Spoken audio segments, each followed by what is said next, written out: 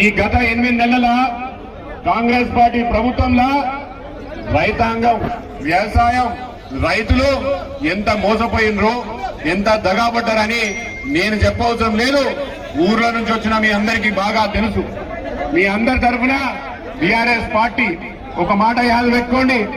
ఆ రోజు అధికారంలోకి రాకముందు రేవంత్ రెడ్డి గారు ముఖ్యమంత్రి కాకముందు ఏం చెప్పిండు?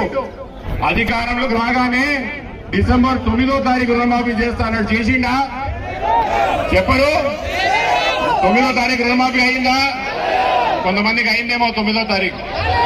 ఇంకా కూడా చెప్ప 9వ తారీఖు రుణమాఫీ అయిందా? డిసెంబర్ 9వ తారీఖు రుణమాఫీ కాంగ్రెస్ పార్టీ చేసిందా? మొదటి మోసం. మాకు 100 రోజులు ఇవ్వండి, పుట్టగాన పిల్లేట నడుస్తుందా? మాకు 100 రోజులు టైం ఇవ్వండి, 6 రుణమాఫీలు చేస్తాం. ఏకరాటిగా 2 లక్షల వరకు రుణమాఫీ కూడా చేస్తామన్నారు 100 రోజుల్లో. కాంగ్రెస్ పార్టీ అధికారంలోకి వచ్చిన తర్వాత 100 రోజుల రుణమాఫీ చేసిందా అని అడుగుతున్నా. చేసిందా?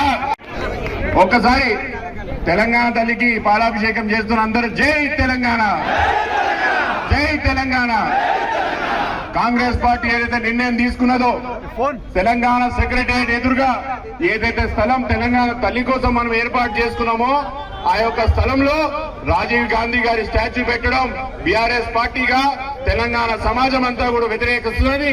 దానికోసమే ఈ రోజు మనం తెలంగాణ తల్లికి పాలాభిషేకం చేసి తెలంగాణలో తెలంగాణ తల్లే ముద్దు, రాజీవ్ గాంధీ వద్దు అనే ఒక దాంతోనే ఈ రోజు మనం పాలాభిషేకం చేయడం జరుగుతున్నది.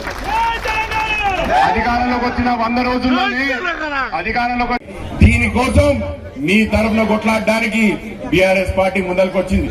మీ తరఫున కొట్లాడడానికి రాష్ట్ర వ్యాప్తంగా నిరసన కార్యక్రమాలు చేపట్టడమే కాకుండా రామన్న ఈ రోజు చేవల గడ్డకొచ్చి ఖబర్దార్ కాంగ్రెస్ పార్టీ మా తెలంగాణ వ్యవసాయంలో గాని రైతులనే గాని తక్కువ అంచనా వేస్తే మీ యొక్క అంతు చూస్తామని చెప్పడానికి ఈరోజు చేవల గడ్డకు వచ్చింది. కాబట్టి మనమందరం ఈ సభ విజయవంతం చేసుకోవాలా. ఈయన తీసుకున్న సందేశం తెలంగాణ వ్యాప్తం కూడా పోవాలని మనవి చేసుకుంటూ దయచేసి సభాధ్యక్షులు ప్రభాకర్ గారు ఈ సభని ముందరు తీసుకెళ్లాలా.